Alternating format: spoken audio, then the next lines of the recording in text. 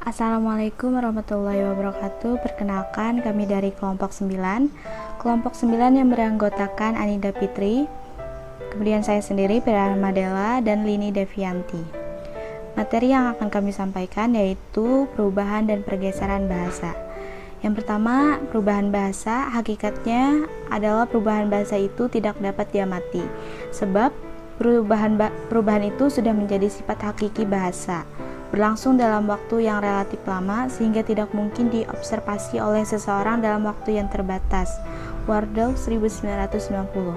Namun yang dapat diketahui adalah bukti adanya perubahan bahasa itu.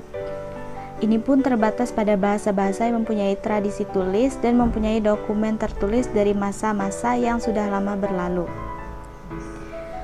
Belakangan, ahli bahasa dalam penggunaan bahasa tidak hanya dapat mengamati bagaimana sebuah bahasa terdistribusi di masyarakat, tetapi juga bagaimana sebuah perubahan terjadi dalam suatu bahasa.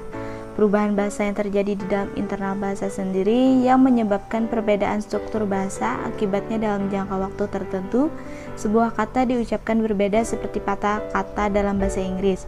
Ada dua kata berbeda yang menyebutkan kuda, horse, dan horse. Ada juga dua kata yang awalnya berasal dari satu kata seperti thin and thing, sehingga terjadi satu unit pengucapan.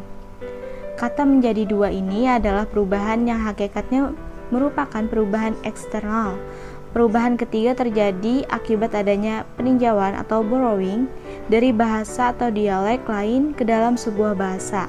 Dalam bahasa Inggris contohnya adalah pengucapan the, ut, dalam contoh mengucapkan zeni.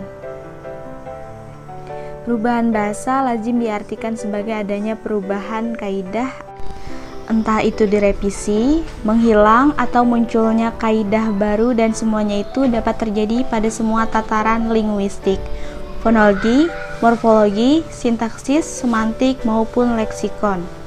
Pada bahasa-bahasa yang sudah mempunyai sejarah panjang, tentu perubahan-perubahan itu sudah terjadi berangsur dan bertahap karena tujuan kita bukan untuk membicarakan perubahan itu secara terperinci, melainkan hanya untuk menunjukkan adanya bukti perubahan, maka hanya akan dibicarakan adanya perubahan itu dalam satu singkat saja, tanpa memperhatikan kapan perubahan itu terjadi. Khair 1995. Contohnya, Melayu menjadi bahasa Indonesia. Secara formal, orang mengatakan perubahan status nama Melayu menjadi bahasa Indonesia dalam sejarah terbentuknya bahasa Indonesia adalah pada tanggal 28 Oktober 1928, yaitu pada saat berlangsungnya Kongres Pemuda. Namun, secara fisik kita tidak bisa melihat adanya perbedaan antara bahasa yang digunakan sehari sebelum Kongres diadakan dengan sehari sesudah Kongres berlangsung. Perubahan dari bahasa Melayu ke bahasa Indonesia secara fisik baru dapat dilihat jauh setelah Kongres itu berlangsung. Dewasa ini, kita dengan mudah dapat melihat perbedaan itu. 2. Bentuk-bentuk perubahan bahasa. Yang pertama, ada perubahan bahasa dalam bidang fonologi. Dalam bahasa Indonesia, perubahan fonologi terjadi pada perubahan ejaan bahasa dari ejaan van Ophusen sampai ejaan yang disempurnakan. Mengingat van Ophusen adalah orang Belanda, maka kata yang payah, hayat dituliskan dengan huruf J atau jang, pajah, hajat. Pada ejaan lama ada juga fonem SC. Pada kata syarat, syahdu, syahdan, dan fonem TJ dalam kata cakap, cantik. Bahasa Indonesia lama hanya mengenal 4 pola silabel, yaitu vi, vika, kavi, dan kavika. Tetapi kini pola kakavi, kakavika telah pula menjadi pola silabel dalam bahasa Indonesia. Khair dan Agustina 1995. Bila Anda mengenal bahasa Inggris modern dengan baik, tentu Anda tahu bunyi velar frikatif X tidak ada dalam sistem bunyi bahasa Inggris. Padahal dalam bahasa Inggris kuno bunyi itu ada. Ini menjadi tidak ada. Kata naik dulu dinafalkan nick. Kata drug dulu dilafalkan drugs, dan kata saw dulu dilafalkan saw. Hilangnya bunyi X yang ada dalam bahasa Inggris kuno dalam beberapa kasus memang menjadi hilang seperti pada kata Nike dan like. Dalam beberapa kasus X menjadi K, misalnya pada kata elk yang dalam bahasa Inggris kuno ditulis elk dan dilafalkan elks. Dan dalam kasus yang lain, X itu menjadi F seperti pada kata row dan dough. B. Perubahan bahasa dalam bidang morfologi. Perubahan bahasa dapat juga terjadi dalam bidang morfologi, yakni dalam proses pembentukan kata. Umpamanya dalam bahasa Indonesia ada proses penasalan dalam proses pembentukan kata dengan prefiks me dan pe.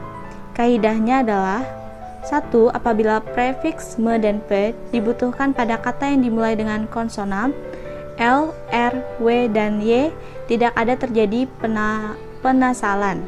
2. Kalau prefiks me dan v diimbuhkan pada kata yang dimulai dengan konsonan B dan P, diberi nasal M. Dan 3. Bila prefiks me dan p diimbuhkan pada kata yang dimulai dengan konsonan D dan T, diberi nasal N. 4. Kalau prefiks me dan p diimbuhkan pada kata yang dimulai dengan konsonan S, diberi nasal NY. Dan 5. Bila prefiks me dan p diimbuhkan pada kata yang dimulai dengan konsonan G, K, H, dan semua vokal diberi nasal NG.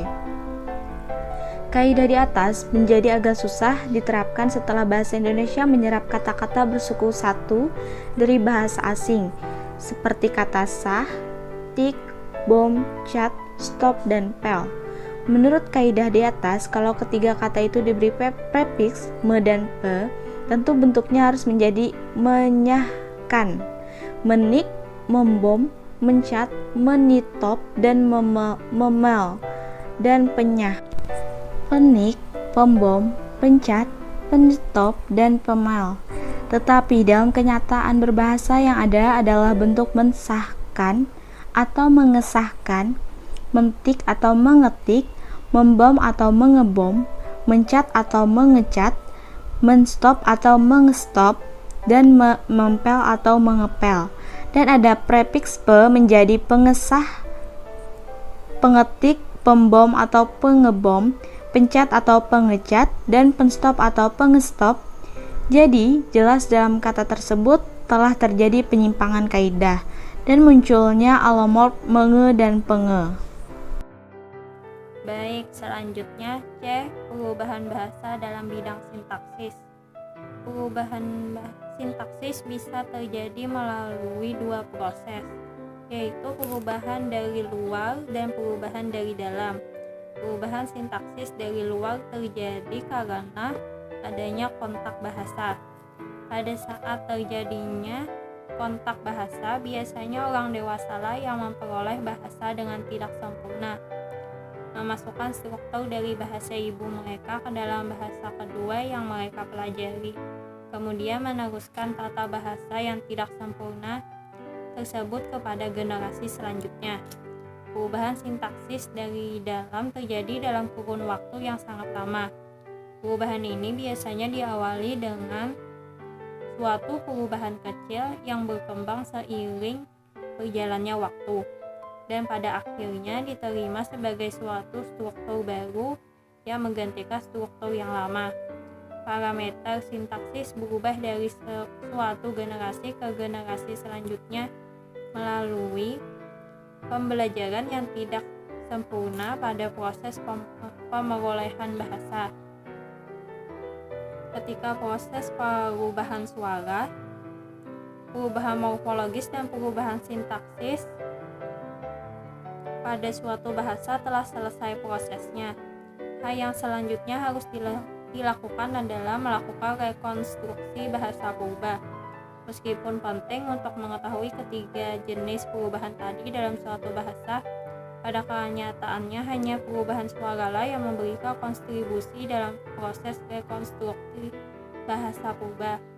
Contohnya perubahan bunyi yang terjadi dari bahasa Proto ke dalam bahasa Melayu dialek Tamiang, BMDT, diantaranya 1. Metatesis yaitu suatu proses perubahan bunyi yang berwujud pertukaran tempat dua fonem. Contoh kata dilah menjadi lidah. 2. Aferesis yaitu suatu proses perubahan bunyi berupa penghilangan suatu atau beberapa fonem pada awal sebuah kata. Contoh kata asap menjadi asap. 3. Sinkop yaitu merupakan perubahan bunyi yang berupa penghilangan sebuah atau beberapa fonem di tengah kata. Contoh kata tiop menjadi tiop atau tiup. Apokop 4 adalah perubahan bunyi yang berupa penghilangan sebuah atau beberapa fonem di akhir kata. Contoh kata telur menjadi telok yaitu telur. 5. Protesis adalah perubahan bunyi yang berupa penambahan sebuah atau beberapa fonem pada awal kata. Contoh inum menjadi minom yang ditulis minum. 6. Paragok adalah proses perubahan bunyi berupa penambahan sebuah atau beberapa fonem pada akhir kata. Contoh dingin menjadi dingin dibaca dingin. Perubahan kaidah sintaksis dalam bahasa Indonesia juga dapat kita saksikan, umpamanya menurut sintaksis. Kaidah sintaksis yang berlaku, sebuah kalimat aktif transitif harus selalu mempunyai objek atau dengan rumusan lain. Setiap kata aktif transitif banyak yang tidak dilengkapi objek.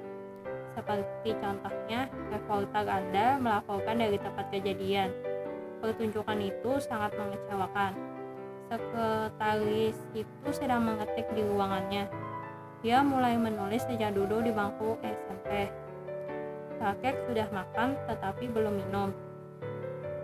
Dosen itu sedang mengajar di kelas. Prestasinya sangat membanggakan. Kata kerja aktif transitif pada kalimat seperti di atas menurut kaidah yang berlaku harus diberi objek, tetapi pada contoh di atas tidak ada objeknya. D. Perubahan bahasa dalam bidang kosakata. Perubahan bahasa yang paling mudah terlihat adalah pada bidang kosakata. Perubahan kosakata dapat berarti penambahan kosakata baru, hilangnya kosakata lama, dan berubah makna kata. Kata-kata yang diterima dari bahasa lain disebut kata pinjaman atau kata serapan. Proses penyerapan atau peminjaman ini ada yang dilakukan secara langsung dari bahasa sumbernya, tetapi ada juga yang melalui bahasa lain. Penambahan kata-kata baru selain dengan cara menyerap dari bahasa lain dapat juga dilakukan sebagai berikut. 1. Penciptaan.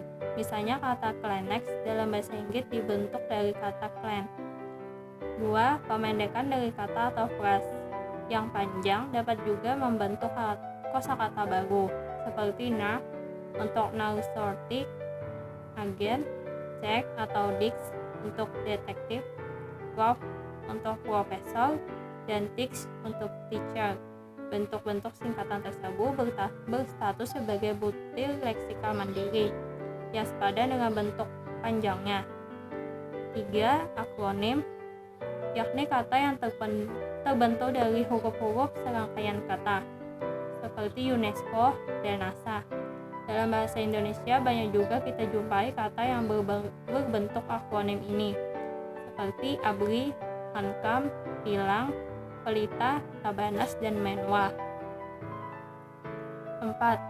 Penggabungan atau confounding. Dua kata atau lebih banyak pula digunakan untuk penciptaan kata-kata baru. Sebagai contoh, dalam bahasa Inggris ada afternoon, big mouth, Iqbal, moreover, dan railroad. Dalam bahasa Indonesia ada bentuk-bentuk seperti matahari, hulu balang, kaki lima, mata sapi, mahasiswa.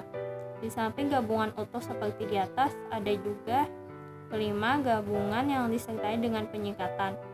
Bentuk ini lazim disebut paduan atau blending, seperti smoke dari smoke plus smoke, motel dari motor plus hotel, roasted dari brawler plus roaster. Selain contoh di atas, ada beberapa contoh lain, diantaranya tidak akan menjadi tak akan, tidak ada menjadi tiada, tapian nauli menjadi tapanuli. Dalam perkembangannya, sebuah bahasa bisa juga karena berbagai sebab akan kehilangan kosakatanya. Artinya pada masa lalu kata-kata tersebut digunakan tetapi kini tidak lagi. Menurut Kyle 1995 halaman 145. Perubahan bahasa dalam bidang semantik.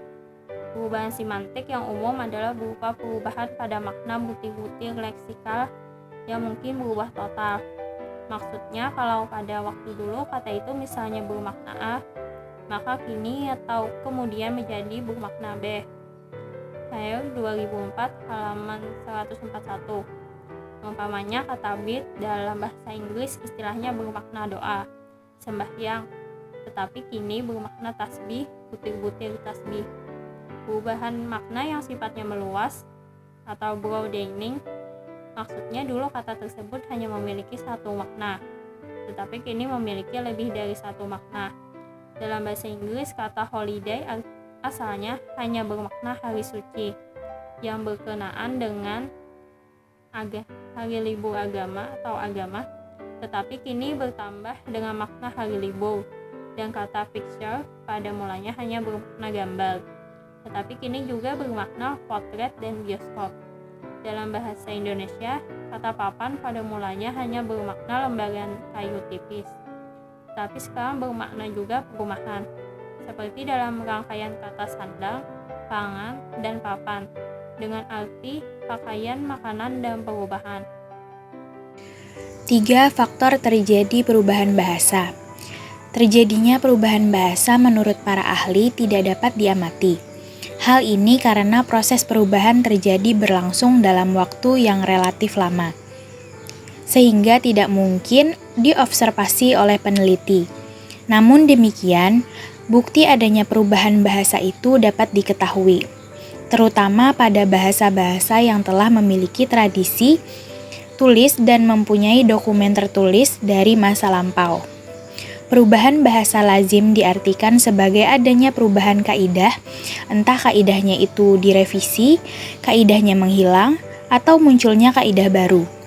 Dan semuanya itu dapat terjadi pada semua tataran linguistik seperti fonologi, morfologi, sintaksis, kosakata, semantik, maupun leksikon. Perubahan bahasa juga dapat terjadi akibat terjadinya proses penyerapan ke dalam bahasa Indonesia. Akibat masuknya kata-kata asing menyebabkan terjadinya 2 macam perubahan, yakni perubahan bentuk kata-kata yang masuk dalam rangka menyesuaikan dengan kaidah bahasa penerima dan perubahan kaidah bahasa penerima dalam rangka menampung unsur yang datang dari luar itu. B. Pergeseran bahasa. Yang pertama, hakikat pergeseran bahasa. Pergeseran bahasa yakni penggunaan bahasa oleh seorang penutur atau sekelompok penutur yang terjadi akibat perpindahan dari suatu masyarakat tutur ke masyarakat tutur yang lain. Pergeseran bahasa umumnya mengacu pada proses pergantian suatu bahasa dengan bahasa lain dalam repertoire linguistik suatu masyarakat. Dengan demikian, pergeseran bahasa mengacu pada hasil proses penggantian satu bahasa dengan bahasa lain. Sedangkan pemertahanan bahasa menyangkut masalah sikap atau penilaian terhadap suatu bahasa untuk tetap menggunakan bahasa tersebut di tengah-tengah bahasa lainnya. Pergeseran bahasa umumnya mengacu pada proses pergantian suatu bahasa dengan bahasa lain dalam repertoire linguistik suatu masyarakat. Pergeseran bahasa menyangkut masalah penggunaan bahasa oleh seorang penutur atau kelompok penutur yang bisa terjadi sebagai akibat perpindahan dari suatu masyarakat tutur ke masyarakat tutur yang lain. 2. Faktor pergeseran bahasa. Faktor-faktor yang menyebabkan terjadinya pergeseran bahasa dapat diklasifikasikan sebagai berikut, yaitu yang pertama, faktor ekonomi, sosial, dan politik. Masyarakat memandang adanya alasan penting untuk mempelajari bahasa kedua, dan mereka tidak memandang perlu untuk mempertahankan bahasa etnisnya. Semua itu untuk tujuan meningkatkan ekonomi, status sosial atau kepentingan politik. Salah satu faktor ekonomi itu adalah industrialisasi, yang kadang-kadang bergabung dengan faktor migrasi. Kemajuan ekonomi kadang-kadang mengangkat posisi sebuah bahasa menjadi bahasa yang mempunyai nilai ekonomi tinggi. Bahasa Inggris misalnya, menjadi minat banyak orang untuk menguasai dan kalau perlu meninggalkan bahasa pertama. Selanjutnya, faktor demografi. Letak daerah baru yang jauh dari daerah asal bisa menjadi salah satu penyebab terjadinya pergeseran bahasa. Hal ini disebabkan kelompok-kelompok pendatang akan mengadakan asimilasi dengan penduduk setempat agar mudah diterima menjadi bagian masyarakat setempat. Pergeseran bahasa biasanya terjadi di negara, daerah atau wilayah yang bisa memberi harapan untuk kehidupan sosial ekonomi yang lebih baik sehingga mengundang penduduk daerah lain untuk mendatanginya. Yang ketiga, faktor sekolah. Sekolah sering juga dituding sebagai faktor penyebab pergeseran bahasa ibu, karena sekolah biasanya mengajarkan bahasa asing kepada anak-anak. Anak-anak ini kemudian menjadi dwibahasawan. Padahal, kedwibahasawan seperti kita ketahui mengandung resiko bergesernya salah satu bahasa. Sekolah pada zaman Belanda di Indonesia kadang-kadang tidak mengizinkan pemakaian bahasa daerah. Bahasa pengantar harus dengan bahasa Belanda.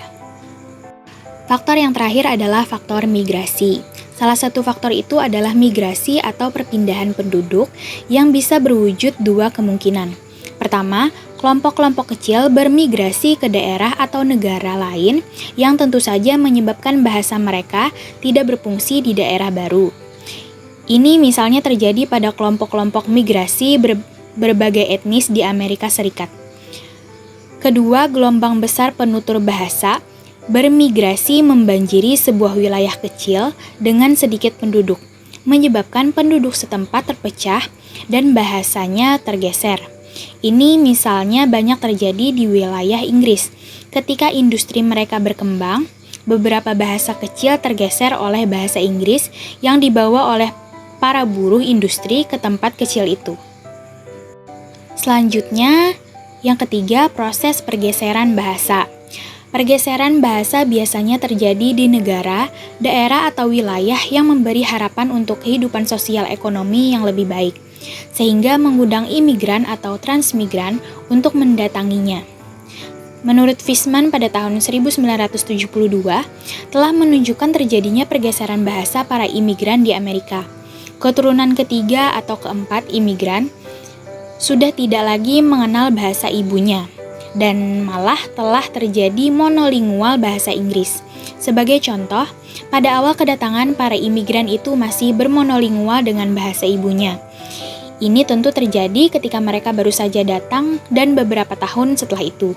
Selanjutnya, setelah beberapa lama, mereka sudah menjadi bilingual bawahan, bahasa ibu dan bahasa Inggris, di mana bahasa ibu masih lebih dominan. Pada kurun waktu berikutnya, bilingualisme mereka sudah menjadi setara. Artinya penggunaan bahasa Inggris sudah sama baiknya dengan penggunaan bahasa ibu. Selanjutnya mereka menjadi bawahan kembali, tetapi dengan penguasaan bahasa Inggris bahasa yang berbeda. Kini penguasaan bahasa Inggris jauh lebih baik daripada penguasaan terhadap bahasa ibu. Akhirnya mereka menjadi monolingual bahasa Inggris. Bahasa ibu atau bahasa leluhur mereka telah mereka lupakan.